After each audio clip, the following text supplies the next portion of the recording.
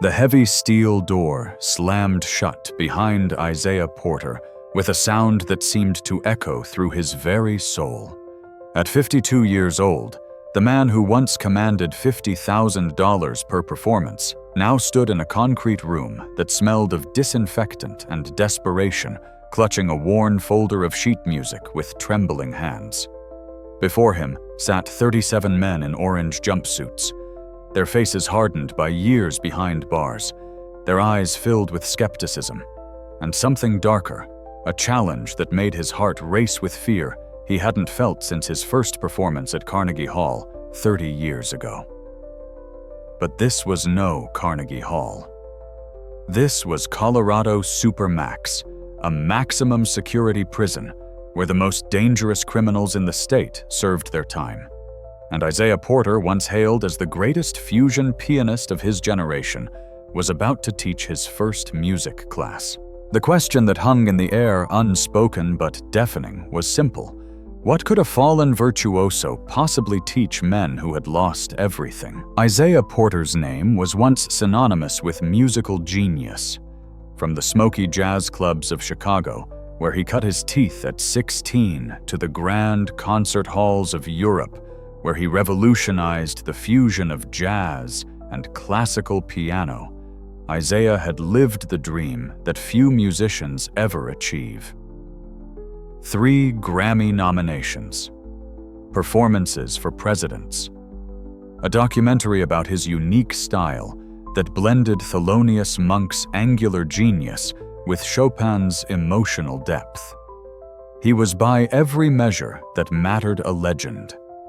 But legends can fall. And Isaiah's fall had been spectacular, public, and devastating.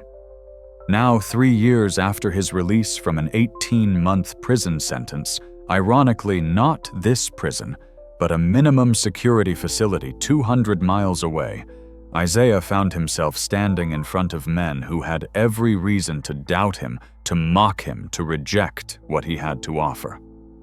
He wasn't here because the court ordered it. He wasn't here because he needed the meager salary the prison education program offered. He was here because after 3 years of living in a studio apartment, unable to touch a piano without his hands shaking, unable to look at himself in the mirror without seeing a monster, he had finally found something that might give his life meaning again. The men staring at him didn't know any of this yet. All they knew was that some washed-up musician thought he could waltz into their world and teach them about beauty, about art, about things that seemed absurdly irrelevant behind concrete and razor wire. What they didn't know was that Isaiah Porter understood their world better than they could imagine. And what Isaiah didn't know was that these 37 men, skeptical, hardened, and dangerous as they were, would end up saving his life in ways that had nothing to do with music and everything to do with the one thing he'd lost: his humanity. To understand how Isaiah Porter ended up in that concrete room, you have to go back 7 years to the night that changed everything. But first you have to understand what he was before the fall. In the world of contemporary jazz and classical fusion, Isaiah Porter was royalty. Born in Detroit to a mother who cleaned houses and a father who worked the assembly line at the Ford plant, Isaiah discovered the piano at age 5, when his grandmother, a church organist, let him sit on her lap while she played hymns. By age 8, he was playing Rachmaninoff. By 12, he was composing his own pieces that blended gospel jazz and classical in ways that made his teachers shake their heads in amazement. His rise was meteoric. A full scholarship to Juilliard. A debut album at 23 that went gold. By 30, he was performing in the world's most prestigious venues, commanding fees that made headlines. He married Rachel, a violinist he'd met at a music festival in Prague, and together they had a daughter, Gabriella, who inherited her parents' musical gifts and her father's fierce determination. For 20 years, Isaiah lived the life he'd dreamed of. World tours, standing ovations, the respect of his peers, a brownstone in Brooklyn, a summer house in the Berkshires. Everything a man could want, except the one thing he didn't realize: he needed peace. The pressure was constant. The expectations were crushing. Every performance had to be better than the last. Every album had to push boundaries. Critics who once praised him began to question whether he'd lost his edge. Younger musicians were emerging, some of them his former students, and the whispers began. Was Isaiah Porter still relevant? He started drinking to take the edge off before performances. Just a glass of wine, then two, then a bottle. It helped with the nerves, he told himself. It helped him sleep after the adrenaline of a concert. Rachel noticed, of course. She tried to talk to him, but he brushed her off. He was fine. He had it under control. He didn't. The cracks started showing. He missed a rehearsal, then another. He showed up to a benefit concert slightly drunk, his playing just sloppy enough that the critics noticed. The reviews were brutal.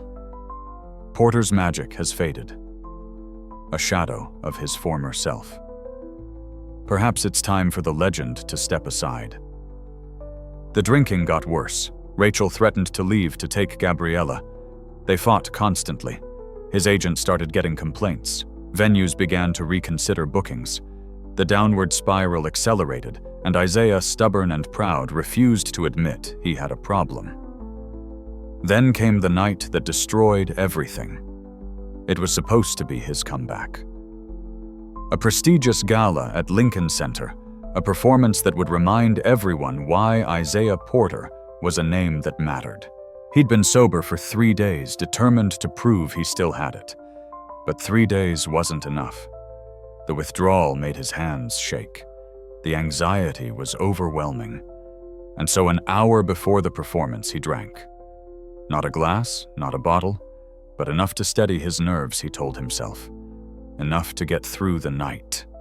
The performance was a disaster. He fumbled passages he could have played in his sleep. He lost his place twice.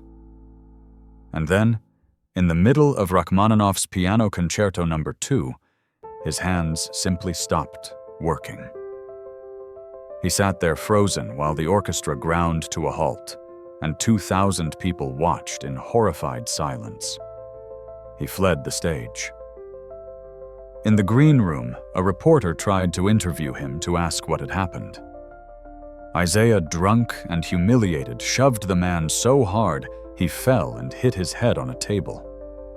Security had to pull Isaiah away while cameras captured every second. But that wasn't the worst of it. 2 hours later, Isaiah got in his car and drove. He was crying, barely seeing the road when he ran a red light and T-boned another vehicle. The driver, a 63-year-old grandmother named Patricia Holmes, survived, but barely. She spent 2 months in the hospital with a shattered pelvis, broken ribs, and internal injuries.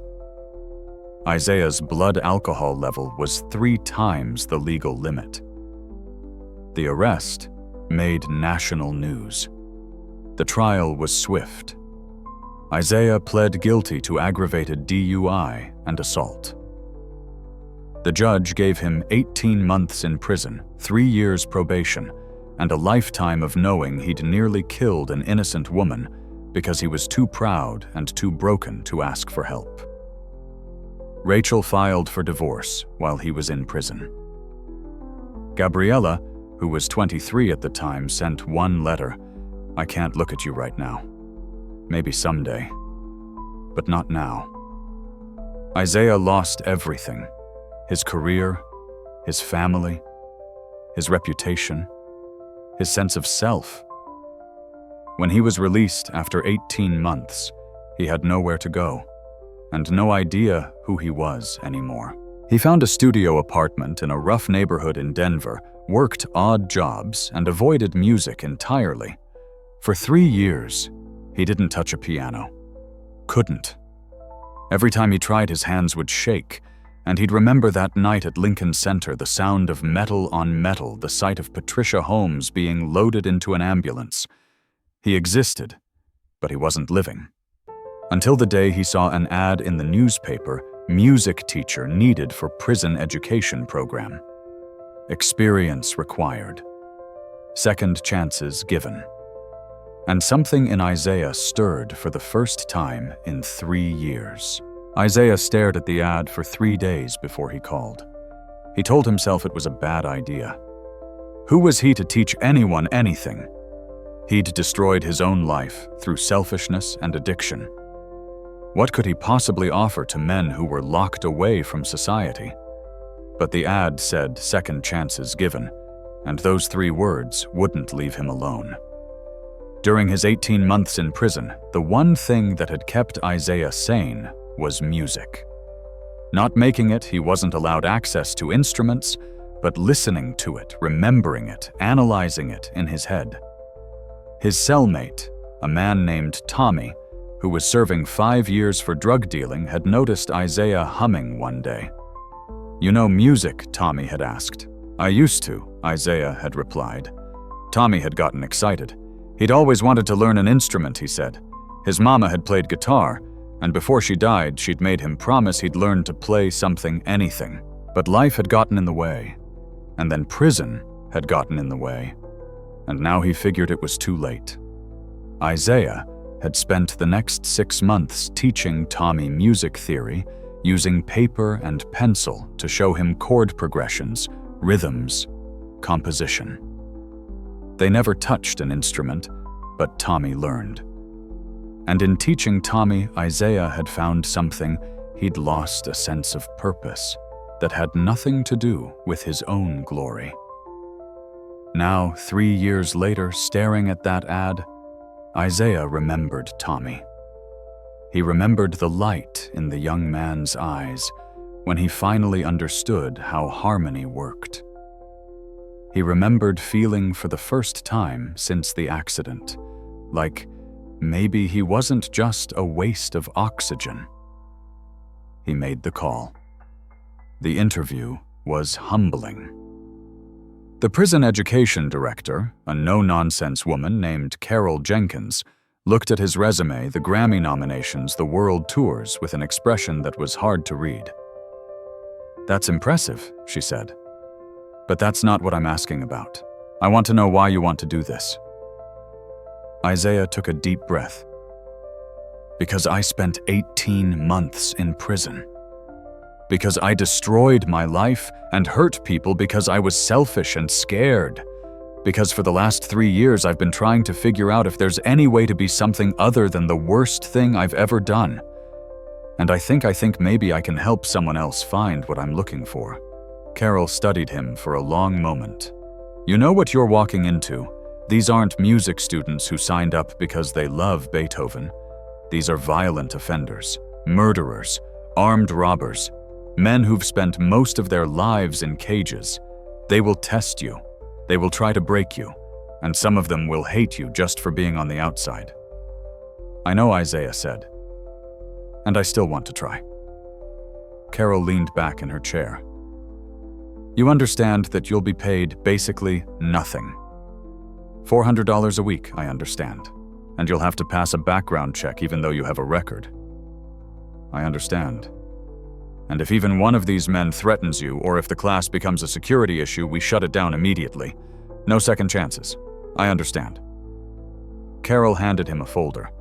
"First class is Tuesday, 6 p.m. You'll have access to one beat-up piano, some basic percussion instruments, and a room full of men who think music is for people who've never seen real violence. Good luck, Mr. Porter. You're going to need it." Isaiah took the folder with shaking hands. He didn't know if he could do this, but he knew he had to try. The first class was worse than Isaiah had imagined. He walked into the room, a converted storage space with concrete walls, fluorescent lights, and that institutional smell of bleach and desperation to find 37 men scattered across folding chairs. Some were talking among themselves. Some were staring at him with open hostility. Some looked bored, like they'd signed up for this class only because it was better than sitting in their cells. In the back row, one man sat apart from the others. He was older, maybe early 40s, with graying hair buzzed close to his scalp, tattooed arms crossed over his chest, and eyes that seemed to look right through Isaiah. Something about the intensity of that stare made Isaiah's skin prickle with instinct he'd learned in his own time behind bars. This was a man who commanded respect through fear. Isaiah cleared his throat. "Good evening. My name is Isaiah Porter, and I'm here to teach you about music." One of the younger men, maybe mid-20s, laughed. "Music, man. What are we gonna do with music? Sing ourselves out of here." A few others chuckled. Isaiah had expected this. "Music won't get you out of here," he said, "but it might help you survive what's left of your time." The young man leaned back, unimpressed. "Yeah. You ever do time?" 18 months, Isaiah said. "Minimum security, so not like here. But I did time." That got their attention. The room quieted slightly. "Why?" another man asked. Isaiah hesitated. This was the moment. He could lie, deflect, keep some dignity, or he could tell the truth. "I nearly killed someone driving drunk," he said. "I was a professional musician before that. Had a career, a family, everything. I threw it all away because I was too proud to admit I had a problem. I hurt people. I destroyed lives, including my own. And I spent 18 months learning that every decision matters and second chances are rare." The man in the back, the one with the intense stare, spoke for the first time. His voice was deep, rough. "So you think you can come in here and save us with music?" That what this is, Isaiah met his eyes. "No, I can't save anyone. I can barely save myself. But I can teach you something that saved me in its own way. Music is a language. It's a way to express things you can't say with words. And in a place like this, where everything is about violence and power and control, music is one of the few things that's just about being human." The man smirked.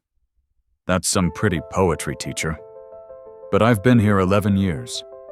You know what music is to me.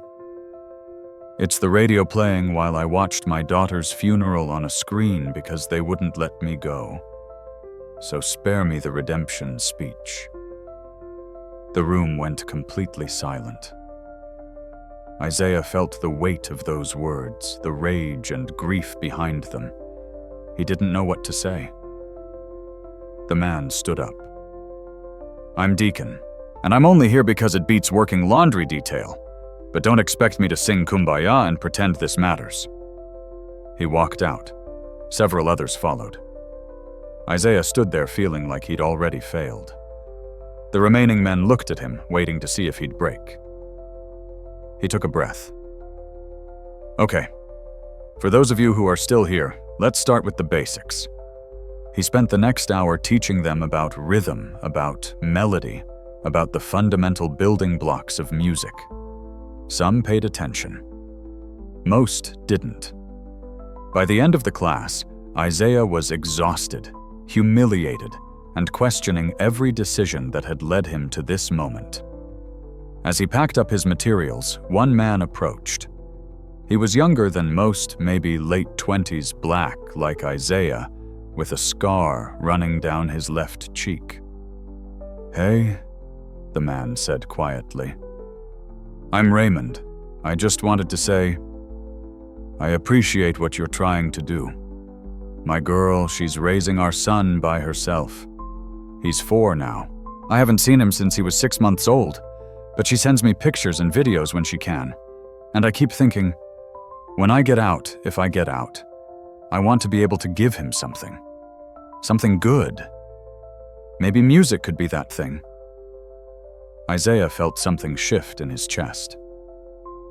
"What's your son's name?" "Marcus Raymond," said.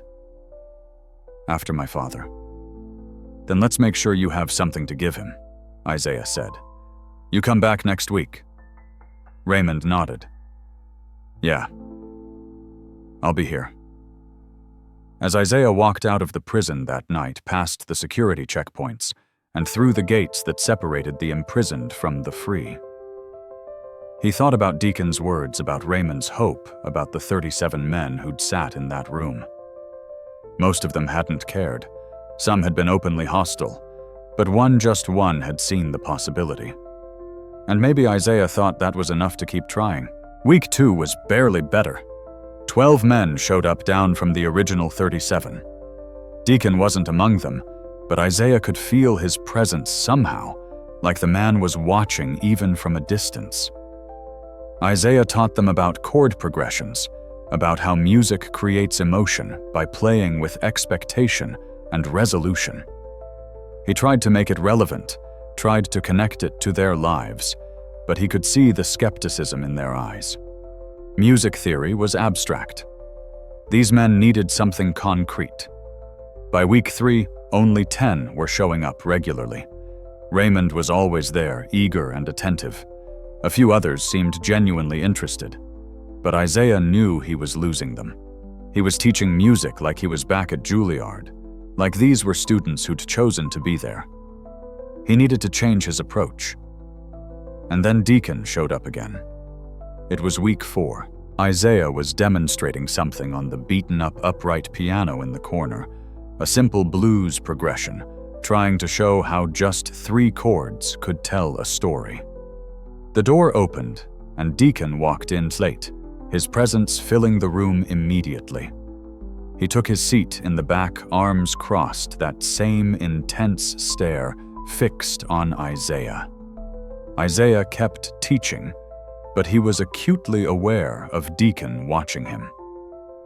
After about 20 minutes, Deacon interrupted.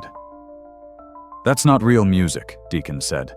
"That's just noise organized into patterns. Real music comes from somewhere deeper, and you can't teach that." Isaiah stopped playing. "You're right," he said. "I can't teach that, but I can help you find it." Deacon laughed, but there was no humor in it. "Yeah." How Isaiah stood up from the piano. "Come here." "What?" "Come here. Sit at the piano." Deacon didn't move. The room held its breath. "You said real music comes from somewhere deeper," Isaiah said. "So show me. Play something. Anything. Doesn't have to be good. Doesn't have to be technical. Just play what you feel." "I don't know how to play," Deacon said, but Isaiah could hear something underneath the words. Not quite fear, but close. "You don't need to know how. Just put your hands on the keys and press them. Find the sounds that match what you're feeling right now." Deacon stared at him for a long moment. Then slowly he stood and walked to the piano. The other men watched silent. Deacon had power in this place, Isaiah realized. Whatever he did would influence the others. Deacon sat down. His hands hovered over the keys. Then tentatively, he pressed one. A single note. Then another. And another. It wasn't music, not in any conventional sense. It was random, chaotic, angry. But there was something raw in it. Something real. Deacon's jaw was clenched, his shoulders tense. He was pouring something out through his fingers, something he'd kept locked up for years. After about 30 seconds, he stopped abruptly and stood up. "That's stupid," he said. "That's not music." "Yes, it is," Isaiah said quietly. "That's exactly what music is. It's expression. It's feeling. Everything else, the theory, the technique, the rules, that's just the tools we use to refine what you just did. But what you just did, that was the real thing." Deacon looked at him, and for just a moment, Isaiah saw something crack in that hard exterior. Confusion, maybe. Or possibility. "Next week," Isaiah said, "I'll show you how to take what you just did and shape it into something that sounds the way you want it to sound. If you're interested." Deacon didn't respond. He walked out. But this time he didn't look angry. He looked thoughtful. After class, Raymond approached Isaiah again. That was something he said. "I've never seen anyone get through to Deacon like that." "I didn't get through to him," Isaiah said. "I just showed him that music isn't the enemy. It's a tool. Will he come back?"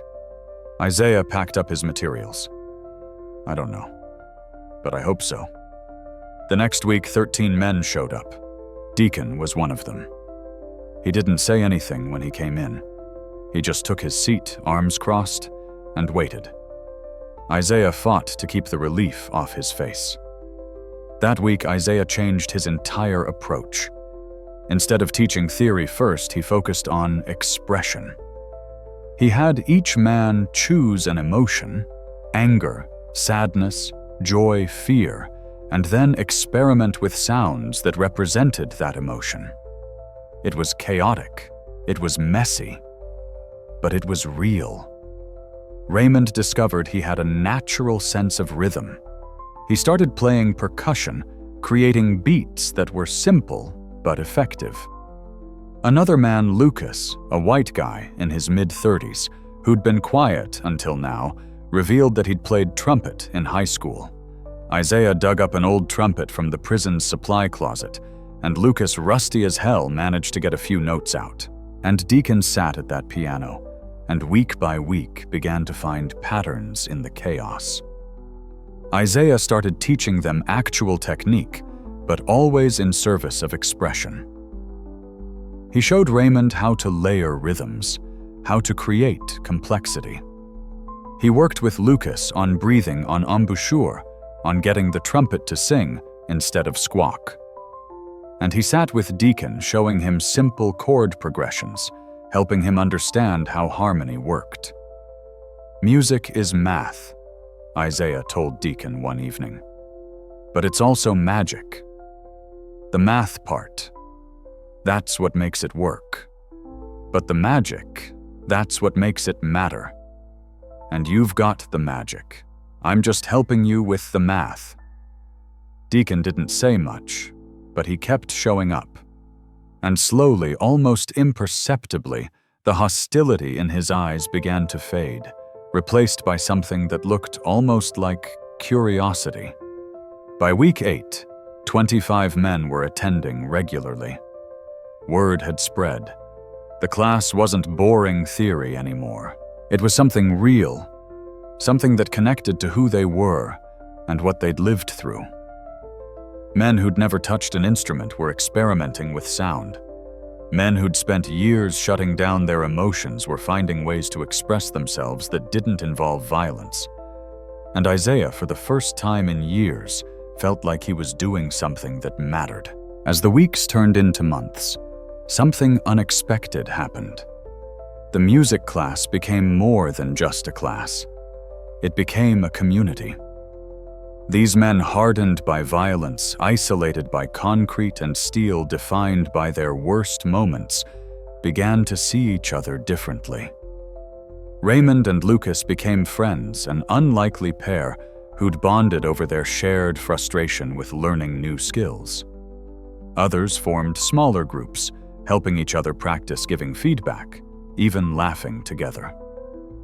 Isaiah watched it happen with a mixture of pride and wonder. This was what music could do. It created a space where the usual prison hierarchies didn't matter as much. It didn't matter if you were in for murder or robbery, if you were white or black or Latino, if you had 10 years left or 30. In the music room, everyone was equal in their struggle to create something beautiful. Lucas turned out to have the most natural talent. As he regained his trumpet skills, he started teaching others. He worked with a younger guy named Thomas, who wanted to learn saxophone. The prison didn't have a saxophone, but Lucas showed Thomas how to understand wind instruments in general, and Thomas practiced breathing techniques with a makeshift reed he'd crafted from materials in the woodshop. Raymond's rhythmic sense was extraordinary. Isaiah started teaching him proper percussion technique, and Raymond absorbed everything like a sponge. He created beats that were complex and compelling, drawing on rhythms from his childhood, from the gospel music his grandmother had played, from the hip-hop he'd grown up with. "Music is memory," Isaiah told them one day. "Every song you've ever heard, every rhythm that's made you move, every melody that's stuck in your head, it's all stored in there. And when you make music, you're reaching into that well and pulling something out. You're telling your story." That lesson changed things. The men started bringing their stories into their music. Raymond worked on a piece for his son, a simple melody he hoped to record and send as a gift. Lucas composed something that reminded him of his mother's funeral, bittersweet and aching.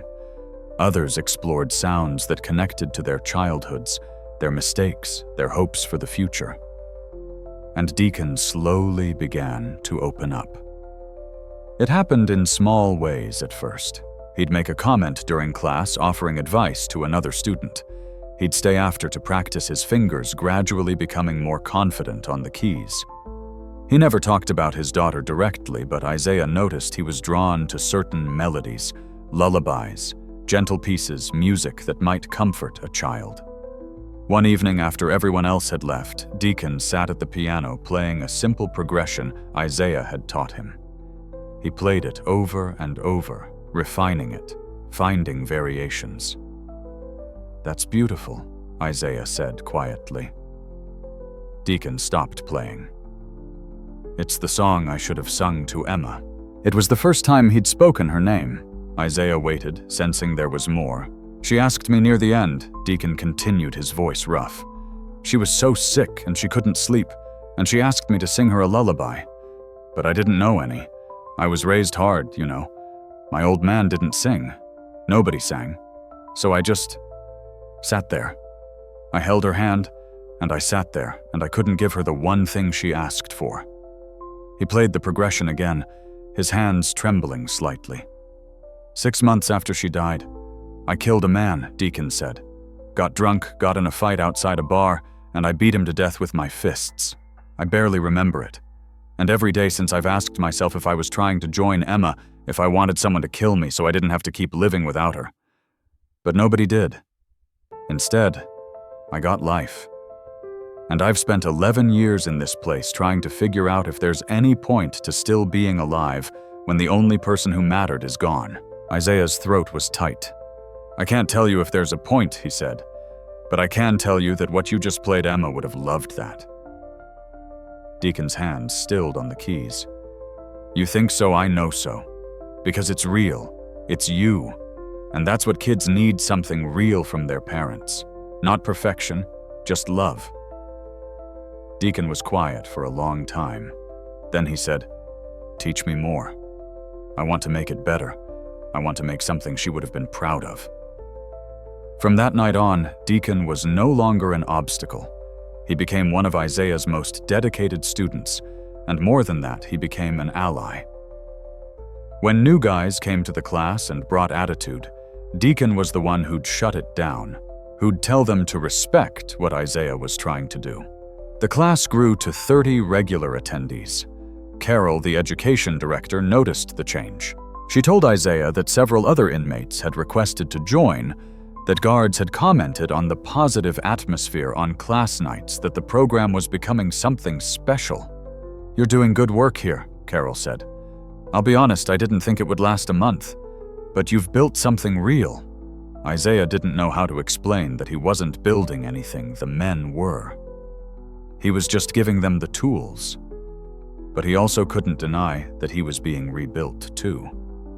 Every class, every small breakthrough, every moment when a hardened man found something soft inside himself through music, it was healing something in Isaiah that he'd thought was permanently broken. For the first time in 5 years, Isaiah felt like maybe he wasn't just the worst thing he'd ever done. Maybe he could be something more. And then Gabriella showed up, and everything became more complicated. Isaiah was demonstrating a technique to Raymond when a guard appeared at the door.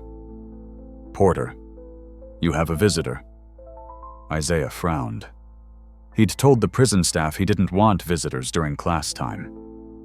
"Can it wait?" "We're in the middle," she says. "She's your daughter." Everything stopped. Isaiah felt his heart drop into his stomach. Gabriella, here. After 5 years of silence, broken only by that one devastating letter and a few brief, awkward phone calls in the last year. Isaiah looked at the men. Can you guys keep working?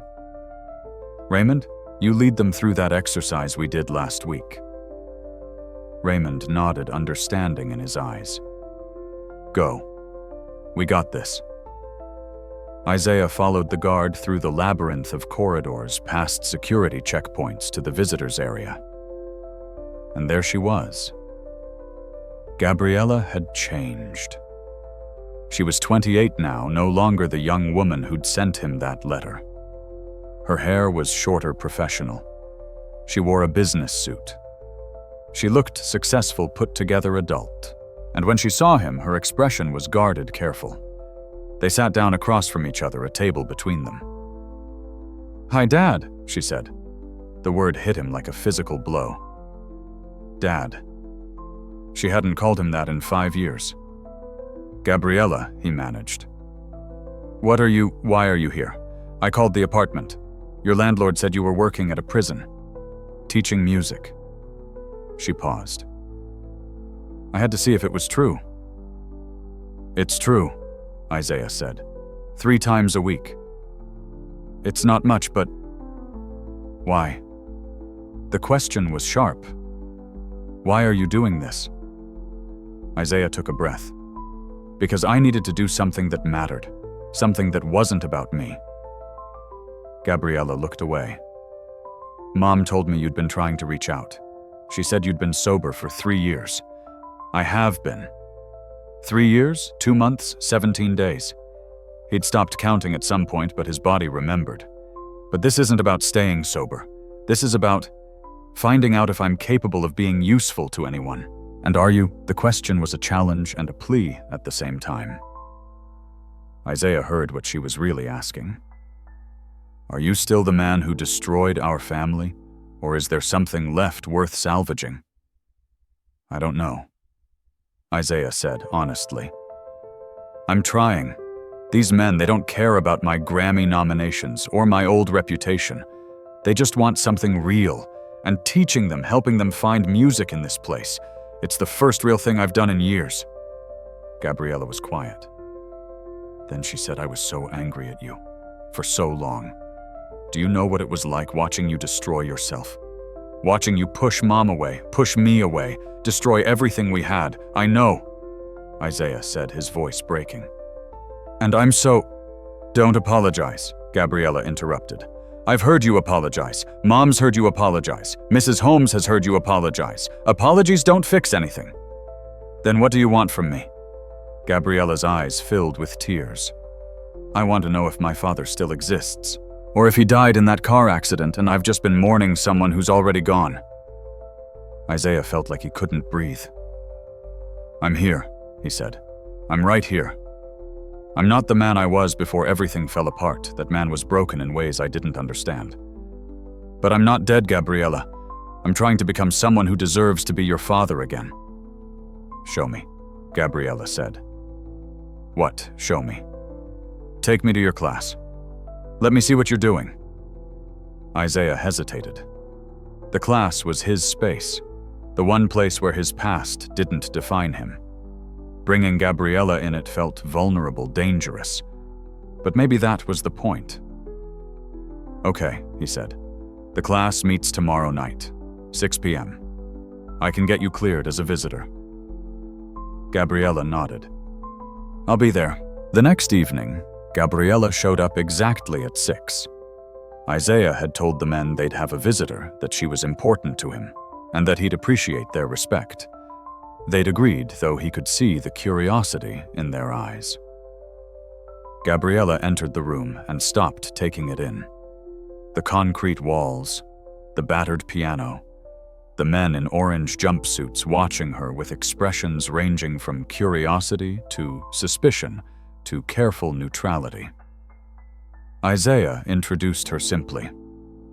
Everyone. This is my daughter Gabriella. She's a violinist. One of the best in Colorado. A few nods of acknowledgement. Then Raymond spoke up. Your pops talks about you sometimes. Says you got his talent, but your mama's discipline. Gabriella looked at Isaiah, surprised. He'd been talking about her. Let's get started, Isaiah said, deflecting attention. Raymond, show Gabriella what you've been working on. For the next hour, Gabriella watched her father teach. She saw how patient he was, how he worked with each student individually, how he found ways to explain complex concepts in language that connected to their lives. She saw Raymond playing a rhythm he'd dedicated to his son, the pride and pain mixed in every beat. She saw Lucas coaxing melancholic beauty from a beaten-up trumpet. She saw Deacon at the piano, his massive scarred hands moving with surprising gentleness over the keys. And she saw something in her father she hadn't seen in years: purpose. After class, as the men filed out, Deacon approached. He looked at Gabriella, then at Isaiah. Your daughter? He asked. Yes, Isaiah said. Deacon nodded slowly. You're lucky. I'd give anything to have my girl see me trying to be better. He turned to Gabriella. Your old man's doing something good here, just so you know. He walked out. Gabriella watched him go, then turned to Isaiah. He killed someone, she asked quietly. Yes, Isaiah said. Most of them did. They're not here for minor offenses, and you feel safe. I feel purposeful, Isaiah said. Safety's relative. But yeah, I do. These men, they've done terrible things, but they're still human, and some of them are trying to be better than their worst moments. I understand that. Gabriella was quiet for a long time. Then she said, I need to think about this. About you. About whether I can. She stopped. I can't promise I'll forgive you. Not yet. I'm not asking you to, Isaiah said. I'm just asking you to see that I'm trying. I see it, Gabriella said. She moved toward the door, then paused. Will you be here next week? I'm here every Tuesday, Thursday, and Saturday. Then maybe I'll come back. Maybe. She left. Isaiah stood in the empty room, his heart racing, hope and fear warring inside him. It wasn't forgiveness. It wasn't reconciliation. But it was a door that had been closed for 5 years, and now it was open just a crack. And sometimes Isaiah thought a crack was enough. The relative peace didn't last. 2 weeks after Gabriella's visit, she'd come back once more, sitting quietly, and watching Isaiah walked into class to find tension thick enough to cut. Raymond looked angry. Lucas looked worried, and several other men were standing in small groups, whispering. Deacon wasn't there yet. What's going on? Isaiah asked. Raymond shook his head.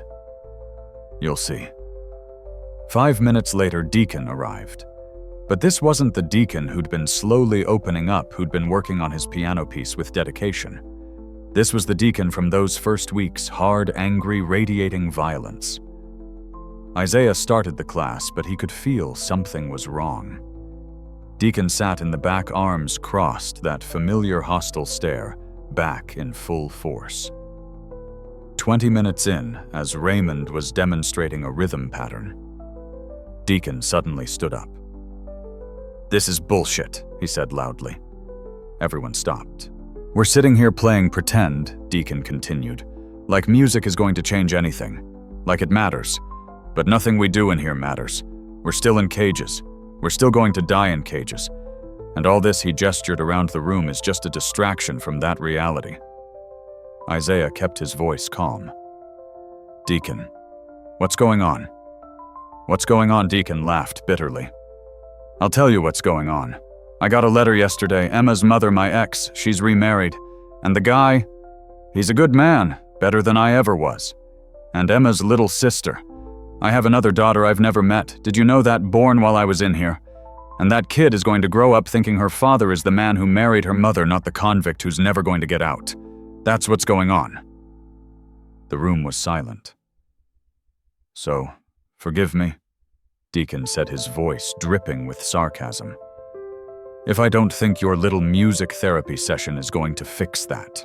He walked over to where Raymond had set up his percussion instruments, a collection of improvised drums and shakers, and with one sweep of his arm he knocked them all over. Drums clattered to the floor. A cymbal crashed. Raymond stood up. "Man, what the hell? Sit down," Deacon said. It wasn't a suggestion. Raymond wisely sat.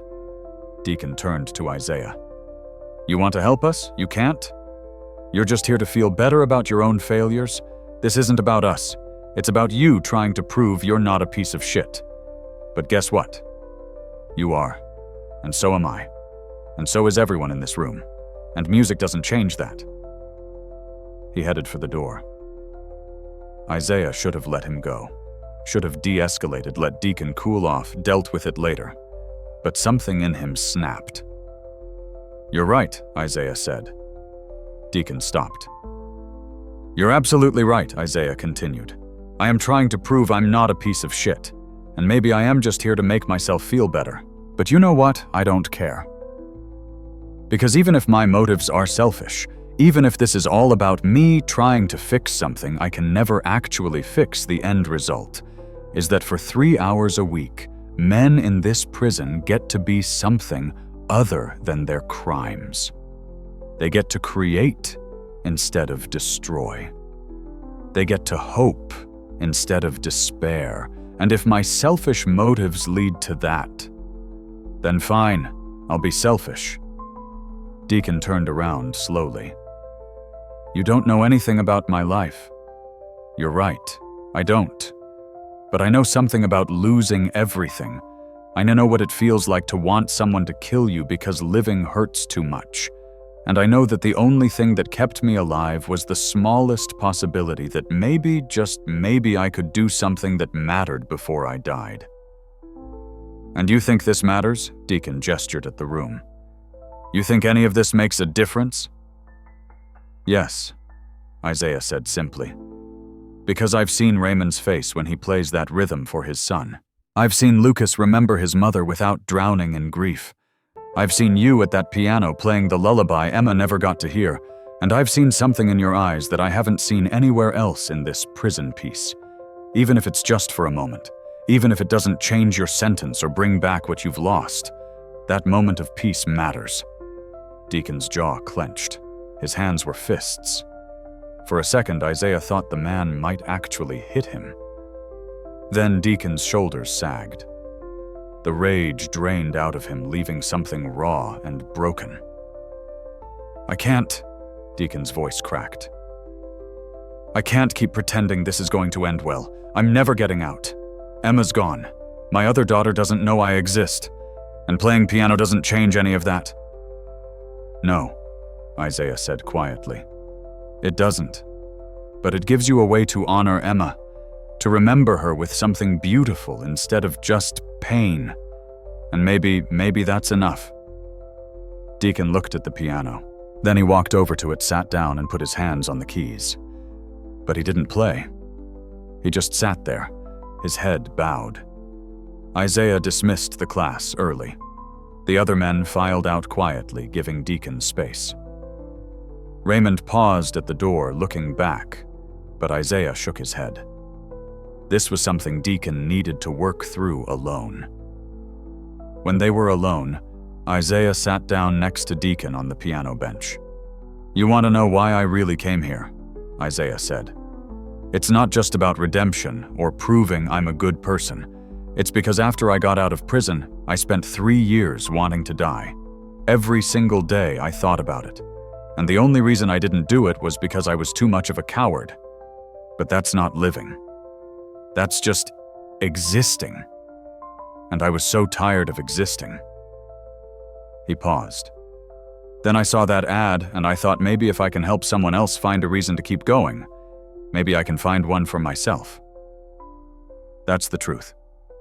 I'm not here to save you, Deacon. I'm here because I need you to save me." Deacon finally looked at him. His eyes were red. "That's the most honest thing anyone said to me in 11 years. Then let me say one more honest thing," Isaiah said. "I think you should keep playing. Not for Emma, not for your other daughter, for you.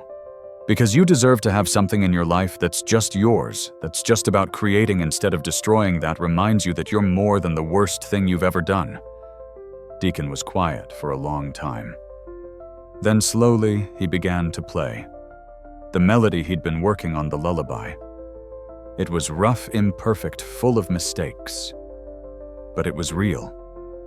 Isaiah listened. And when Deacon finished, he said, "That's beautiful." "It's not finished," Deacon said. "Then let's finish it," Isaiah replied. They spent the next hour working together. Isaiah showed Deacon how to develop the melody, how to add harmonies, how to create a structure that felt complete. And slowly, the lullaby took shape into something that was genuinely moving. When they finally stopped, Deacon looked at his hands like he didn't recognize them. "I made something," he said, wonder in his voice. "I actually made something that isn't just broken." "You've always been capable of making things," Isaiah said. "You just needed the right tools." Deacon nodded slowly. Then he said, "I'm sorry for what I said, for how I've been." "Don't apologize to me," Isaiah said. "Apologize to Raymond. You knocked over his drums." Deacon actually smiled just a little. "Yeah, I'll do that." As they walked out of the music room, Deacon paused. "You know what the worst part is? The absolute worst part. What I'm starting to hope again. And hope is the most dangerous thing you can have in a place like this." Isaiah understood. He'd felt it too, the terrifying vulnerability of hope after years of despair.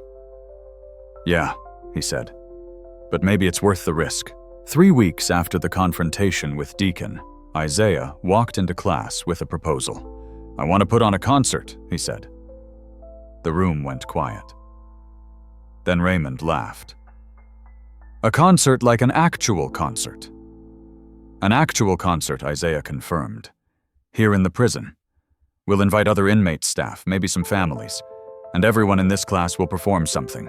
A piece you've been working on, a piece that matters to you, something that tells your story." Lucas looked skeptical. "They're never going to approve that." "Carol already approved it," Isaiah said. "I pitched it to her yesterday. She thinks it's a great idea. The warden is on board too, as long as we follow security protocols." The energy in the room shifted. Excitement, fear, possibility, all mixed together. When someone asked, 3 months from now," Isaiah said, "which means we have 12 weeks to get ready. 12 weeks to take everything you've learned and turn it into performances that will blow people away." Deacon spoke from his back. "What if we mess up? What if we're not good enough?" Isaiah looked at him. "Then we mess up. This isn't about being perfect. It's about being real. It's about showing everyone, including yourselves, that you're more than your crimes, that you can create, not just destroy." The men looked at each other. Then Raymond stood up. "I'm in. I want to play something for my son. I want him to see his father making something beautiful." Lucas nodded. "Yeah, me too. I want to do this."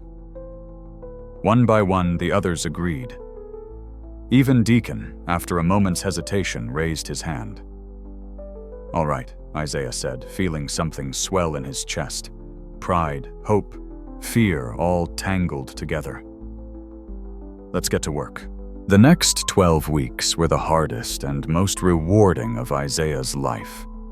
Every class became a workshop, a rehearsal, a space where men who'd spent years being defined by violence and anger transformed themselves into musicians. Raymond worked obsessively on his piece, a percussion composition built around a rhythm he said sounded like his son's heartbeat. He layered in melody's variations complexity. It started simple, a basic beat, and grew into something hypnotic and beautiful. Lucas chose to play Amazing Grace on trumpet, but his version was different. He'd arranged it with jazz harmonies, with moments of silence that spoke as loudly as the notes. When he explained why he'd chosen it, His voice was thick with emotion. My mom's funeral. They played it straight traditional. And it was beautiful, but it wasn't her. She was jazz, you know. She was improvisation and surprise. So I'm playing it the way she would have wanted to hear it. Others chose pieces that connected to their lives. A man named Curtis, who'd barely spoken in the months Isaiah had known him, wrote a simple song on guitar about his sister, who'd raised him after their parents died, and who still visited him every month despite everything. Another man, Antonio, created a percussion piece that echoed the sounds of his childhood neighborhood in Houston. And Deacon finished his lullaby. It was 8 minutes long, moving through different movements, sadness, memory, longing, and finally a kind of bittersweet peace. Isaiah helped him refine it, but the core of it was all Deacon. "It's for Emma," Deacon said when it was done. "But it's also for me. It's me saying goodbye." Finally. As the concert date approached, Carol started getting requests from inmates who wanted to attend. Word had spread through the prison about what was happening in the music room, about the men who were preparing something extraordinary. The chapel, the largest indoor space the prison had, was approved as the venue, and guards began setting up chairs. "We're at capacity," Carol told Isaiah 2 weeks before the concert. 200 seats, all filled. "We've even got families signing up to attend. This is bigger than I expected." Isaiah felt the pressure building. 200 people, families. And his students, many of whom had never performed for anyone in their lives, would be on display. What if they froze? What if the emotion was too much? What if the whole thing fell apart? But when he looked at Raymond practicing with an intensity that bordered on obsession, at Lucas polishing his trumpet like it was made of gold at Deacon, playing his lullaby over and over until it was perfect, when he saw their dedication, their hope, their vulnerability, he knew they'd find a way. A week before the concert, Gabriella called. "I want to come," she said without preamble. "To the concert. If that's okay." Isaiah's heart skipped. "Of course. I'll put you on the list. But Gabriella, you should know this might be rough. These men are bearing their souls. It's going to be emotional." "I know," Gabriella said. "That's why I want to be there. I want to see what you've built. And I want you to know that I'm proud of you, Dad. For the first time in a long time, I'm proud of you." Isaiah couldn't speak. The words hit him like a freight train. "I'll see you there," Gabriella said softly, and hung up. Isaiah sat in his apartment, the phone still in his hand, and cried for the first time in years. Not from sadness, but from something he'd almost forgotten how to feel gratitude. The morning of the concert, Isaiah woke up at 4 a.m., his heart racing. He'd barely slept. Every possible disaster ran through his mind. What if someone had a breakdown? What if a fight broke out? What if the whole thing was just a terrible idea? He got to the prison 2 hours early. The chapel was already being set up, chairs in rows, a small stage area, lighting positioned to give the space some warmth, despite the institutional setting. The piano had been tuned, a rare expense that Carol had fought for. The other instruments were arranged carefully. Isaiah ran through his notes. He'd planned an order for the performances designed to build emotional momentum. Raymond would go first to set the tone. Others would follow, building to Lucas's amazing grace, and Deacon would close with his lullaby, the most personal and powerful piece. At 5 p.m., the inmates who'd be performing arrived. They were nervous, all of them. Curtis's hands were shaking. Raymond paced back and forth. Even Deacon looked unsettled. "Listen to me," Isaiah said, gathering them. "You've all worked so hard for this. You've poured yourselves into this. And in about an hour, you're going to share what you've created with 200 people. Some of them will be skeptical. Some will be moved. But all of them will really see you, maybe for the first time since you came to this place. What if we mess up, Curtis asked. Then you mess up, Isaiah said. Music isn't about perfection, it's about honesty. Play from your heart. Play like you're playing for the people you've lost, the people you love, the people you want to be. And forget about everything else. At 6 p.m., the doors opened. The audience filed in inmates, in orange guards, in uniform civilians, in street clothes. Isaiah spotted Gabriella immediately. She was sitting near the front and next to her. His breath caught. Next to Gabriella was Rachel, his ex-wife. She looked older, but still beautiful, her dark hair streaked with gray. She met his eyes and gave him a small nod. It wasn't forgiveness, but it was acknowledgement. Isaiah felt like his chest might explode. They'd both come. They were both here. Carol gave a brief introduction, explaining the program and the rules for the audience. Then she turned to Isaiah. Mr. Porter, the stage is yours. Isaiah walked to the center. 200 faces looked back at him. He took a breath. 3 years ago, he said, I taught my first class here. 37 men showed up, and most of them thought I was wasting their time. They were right to be skeptical. What could music possibly offer to men who'd lost their freedom, their futures, their connections to the world outside these walls? He paused. But music isn't about freedom in the literal sense. It's about freedom of expression. It's about taking everything you feel, the rage, the grief, the regret, the hope, and turning it into something that connects you to your humanity. These men didn't need me to teach them that. They just needed permission to try. He gestured to the students. What you're about to hear is 12 weeks of work, but it's also years of pain, of loss, of fighting to be more than the worst things we've done. Every note you'll hear tonight is real. Every piece tells a story.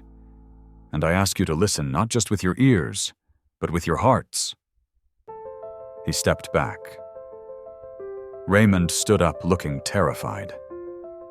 Isaiah gave him an encouraging nod. Raymond walked to the percussion setup, a collection of drums, shakers, and improvised instruments that shouldn't work together but somehow did. He closed his eyes, took a breath, and began to play. The rhythm was simple at first, that heartbeat he'd talked about. Steady, insistent. Then he added layers, a counter-rhythm on a smaller drum, accents on a cowbell, textures on shakers. The complexity built, telling a story without words. You could hear longing in it, distance, love, stretching across space and time. It was a father reaching for a son he couldn't touch, speaking in the only language that could cross the divide. The audience was riveted. Even the inmates who'd come prepared to mock were silent, drawn in by the raw honesty of what Raymond was creating. He played for 5 minutes, building to a crescendo, then stripping back down to that simple heartbeat. When he finished, the silence held for 3 full seconds. Then applause exploded. Raymond, shocked, opened his eyes. Some people were on their feet. And in the audience, via a tablet held by a social worker, Raymond's son watched his father, his little face awed. Raymond saw him and broke down. He left the stage crying, and Isaiah was there to catch him, to steady him. "You did it," Isaiah whispered. "He saw you." The performances continued. Curtis played his guitar piece, his voice rough but sincere, as he sang about his sister. Antonio's percussion echoed his neighborhood, chaotic and alive. Others shared their pieces, each one a window into a soul that society had written off as irredeemable. Lucas was scheduled after intermission. He walked to the center of the stage, trumpet in hand, looking more nervous than Isaiah had ever seen him. He adjusted the mouthpiece, cleared his throat. "My mother died when I was 17. Lucas said, his voice barely above a whisper, but amplified by the acoustics. And at her funeral, they played Amazing Grace. And it was supposed to be comforting, but all I felt was angry, because she deserved more than a church hymn played by people who barely knew her. She deserved jazz. She deserved improvisation. She deserved something as complicated and beautiful and unpredictable as she was. He raised the trumpet to his lips. So this is for her, the way it should have been played. The first notes were traditional, recognizable. But then Lucas deviated, adding jazz harmonies, moments of dissonance that resolved into something even more beautiful. He played with his eyes closed, tears streaming down his face, and every note was an apology, a love letter, a goodbye. There were no dry eyes in the room by the time he finished. Even the guards looked shaken. The applause was thunderous, but Lucas didn't seem to hear it. He walked off stage and collapsed into a chair, emotionally spent. 3 more performances, each powerful in its own way. And then it was Deacon's turn. Deacon stood in the wings, and Isaiah could see he was barely holding it together. This was it. The moment where he'd have to bare his soul in front of 200 people, where he'd have to play the lullaby he'd written for a daughter who'd never hear it. "You don't have to do this," Isaiah said quietly. "If it's too much." "No," Deacon interrupted. "I have to. For her. And for me." He walked onto the stage. The chapel was silent. Everyone knew who Deacon was, 11 years in for murder, one of the most feared men in the prison. Seeing him sit at that piano, his massive hands hovering over the keys, was jarring. Violence and gentleness in the same body. Deacon closed his eyes. His hands trembled. He pressed the first key. The note hung in the air, delicate. Then another. And another. The lullaby began. It was heartbreaking. Every note carried weight, regret, love loss, longing. Deacon had poured everything into this piece. You could hear Emma in it, a ghost made of melody. You could hear Deacon's desperation to give her something, even posthumously. You could hear the 11 years of prison, the isolation, the slow death of hope. But you could also hear something else, a kind of acceptance. A peace that came not from resolution, but from finally expressing what had been locked inside for so long. The piece moved through its movements, the sadness, the memory, the longing. And then, in the final section, something shifted. The melody became simpler, softer, less about pain and more about love, pure and uncomplicated. It was Deacon finally letting go, finally singing the lullaby Emma had asked for, even though she was gone. Isaiah, standing in the wings, felt tears streaming down his face. He looked out at the audience. Everyone was crying. Hardened criminals, stoic guards, families who'd come not knowing what to expect. Everyone was unified in grief and beauty. And then Deacon did something unplanned.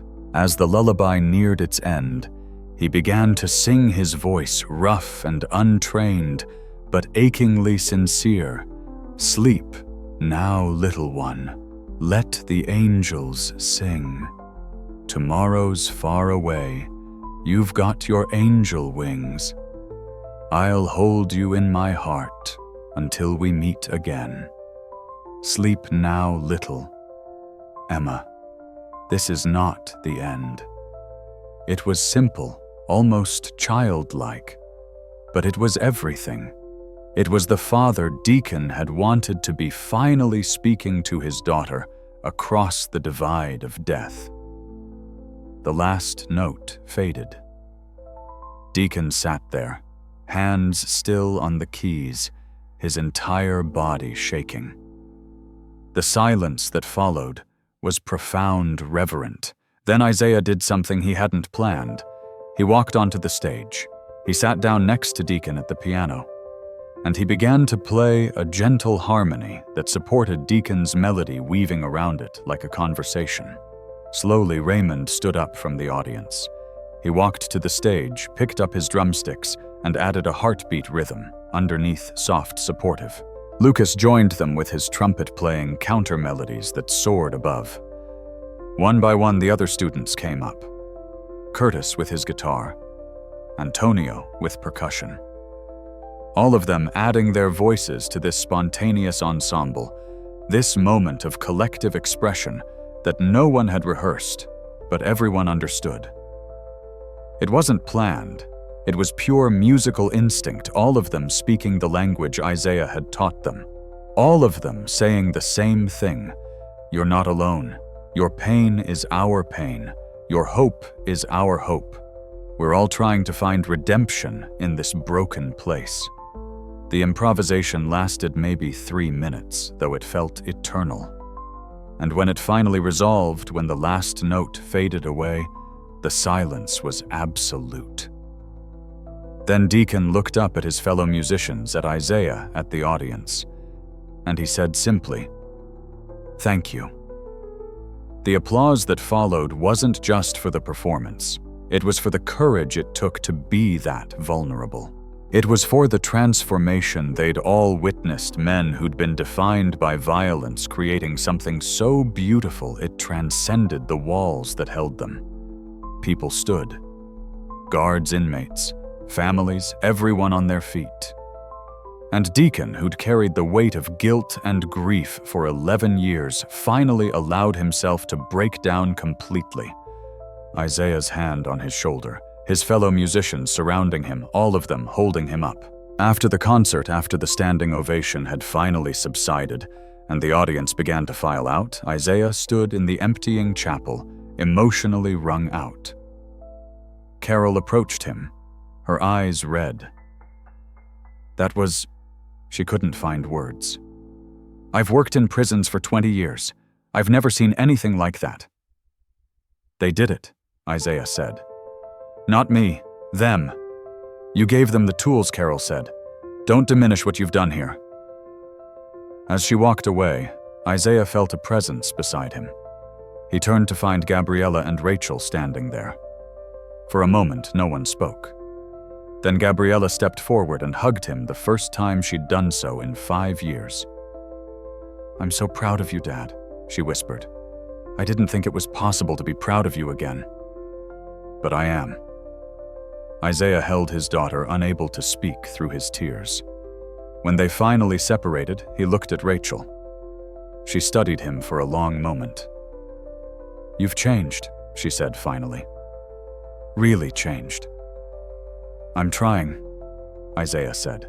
Rachel nodded. "I can see that. And I want you to know I don't think we can go back to what we were. Too much has happened. But maybe we can build something new, as co-parents to Gabriella, as people who once loved each other and can maybe be friends." "I'd like that," Isaiah said. "More than I can say." Gabriella looked between them. "So we're doing this. We're actually trying." "We're trying," Rachel confirmed. "No promises beyond that." As they talked about logistics, about small steps forward, Deacon approached. He looked uncertain, like he wasn't sure he should interrupt. Deacon Isaiah said, "This is my daughter Gabriella and my ex-wife Rachel. This is Deacon." He just performed that final piece. Rachel looked at Deacon, and Isaiah saw something complex in her expression. Fear, maybe, or discomfort. This was a man convicted of murder, but she extended her hand anyway. "That was beautiful," she said. "Thank you for sharing it." Deacon shook her hand carefully, like he was afraid of breaking something fragile. "Thank you for coming, and for raising a daughter who'd give a man like Isaiah a second chance. That takes grace." He turned to Isaiah. "I've been thinking about what you said, about how you needed us to save you. I think maybe it works both ways. Maybe we saved each other." "Maybe we did," Isaiah said. "There's something else," Deacon said. "Carol told me the warden was here tonight. He was moved. He's talking about expanding the program, bringing in more teachers, offering more classes. They're calling it the Porter Initiative. Isaiah felt overwhelmed. That's not necessary.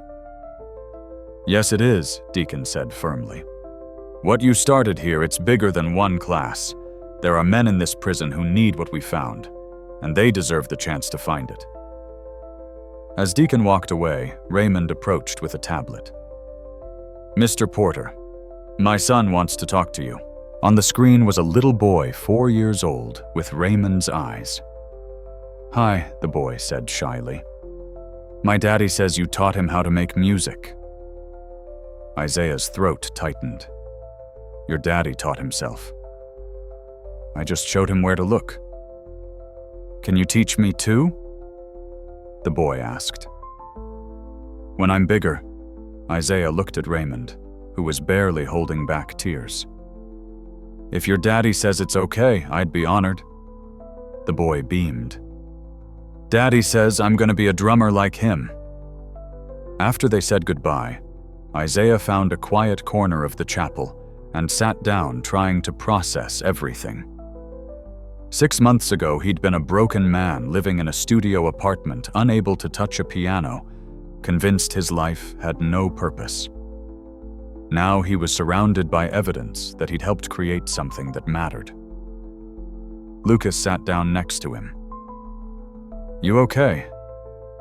I don't know, Isaiah said honestly.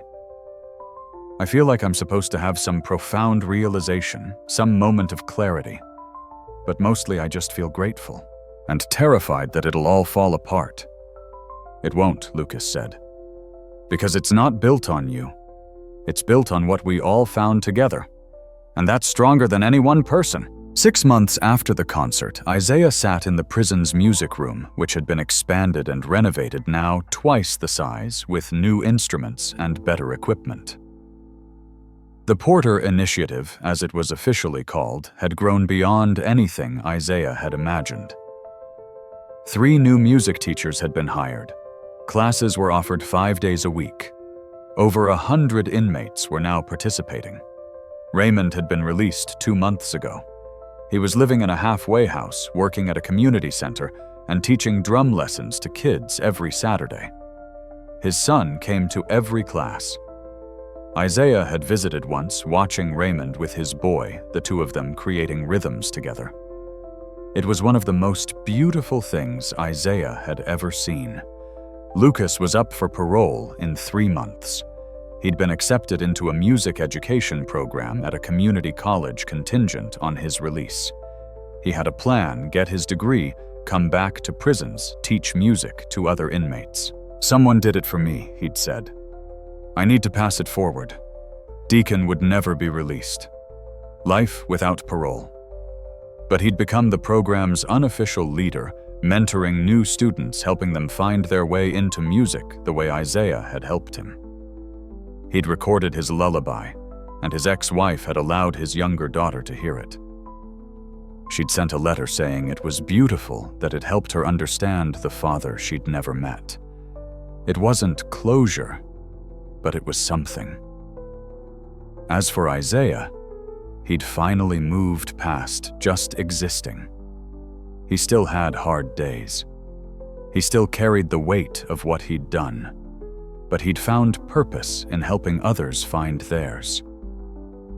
He was teaching 3 classes a week at the prison, and he'd started taking on private students on the outside, kids from disadvantaged backgrounds who couldn't afford lessons. Gabriella came to visit twice a month. They were rebuilding their relationship slowly, carefully. She'd brought her own students, young violinists from the youth orchestra she directed, to perform at the prison. The collaboration between her students and the inmates had been transformative for both groups. Rachel had started joining them for coffee after Gabriella's visits. They talked about music, about Gabriella, about the future. It wasn't romantic anymore, but it was real. And real, Isaiah had learned, was enough. Today, Isaiah was preparing for a new class. 20 men who'd signed up for the beginner's session. He arranged sheet music, checked the piano, set up percussion instruments. He thought about that first day 6 months ago, when he'd walked into a room full of skeptical, hostile men and nearly given up after one session. What a difference a few notes could make. What a difference giving people permission to express themselves, to be vulnerable, to create instead of destroy. Music hadn't erased their crimes or magically transformed them into new people, but it had given them a space to be more than their worst moments. And sometimes Isaiah thought that was the only redemption anyone could ask for. The door opened. The new students filed in, some looking curious, others skeptical, a few hostile. It was exactly like that first class. And Isaiah knew the next few weeks would be hard, full of doubt and resistance and challenge. But he also knew something else. It was worth it. Every difficult moment, every small breakthrough, every time someone found a note that expressed what words couldn't, it was all worth it. He smiled at the men settling into their seats. "Good evening," he said. "My name is Isaiah Porter, and I'm here to teach you about music." One of the men in the back, older tattooed arms crossed, said, "What's music gonna do for us? We're still gonna be in here." Isaiah nodded. "You're right. Music won't get you out, but it might help you find something worth staying alive for. And in a place like this, that's everything." The man studied him for a moment, then uncrossed his arms slightly. "All right, I'm listening." Isaiah sat down at the piano. He played a single note, let it hang in the air. "This," he said, "is where we start. With one note, one moment, one choice to create instead of destroy. Everything else builds from there." He played another note, then another, building a simple melody. Some of the men watched skeptically. Others leaned forward, intrigued. One man in the front row closed his eyes, just listening. And Isaiah thought about how 6 months ago he'd been desperate for a reason to keep living. Now he had 37 of them sitting in front of him, and 100 more throughout the prison, and countless others he hadn't met yet, but would. Redemption wasn't a destination. It was a practice repeated every day, one note at a time. And for the first time in 7 years, Isaiah Porter understood that he was exactly where he needed to be, doing exactly what he needed to do. The music room filled with sound, tentative, imperfect, but real. And somewhere behind concrete walls and razor wire, 37 men began the long journey toward finding the parts of themselves they thought prison had destroyed forever. It wouldn't be easy. It wouldn't be quick. But it would be beautiful. And that Isaiah had learned was enough.